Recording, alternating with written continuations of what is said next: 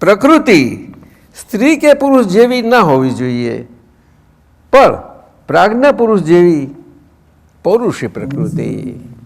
એટલે આપણને આ 5 ઇન્દ્રિયોથી આપણે જે ટેવાયેલા છે, આ અનાદિથી આવ્યા છીએ, બધા પડઘા છે આપણી અંદર, તેમાં આ જ જોવાના ટેવાયેલા છીએ આપણે. આ પૂતગલ આ છે ને આ પૂતગલ આ છે. શું? પરંતુ આજે કોઈને જ્ઞાન છે કે નહીં તે નહીં, પણ જે જ્ઞાન પામ્યો છે એના પોતાના સ્વહિત માટે તો એને આ રીતે જ જોવાનું હોય. છતાં નાટકમાં પાત્રો છે એ પાત્રોમાં ખોઈ ન જાય. નહીં સમજાયું? હા, પાત્રો રહેવાના જ છે. આ પાત્રો હોય નહીં ને આ વ્યવહાર હોઈ શકે નહીં.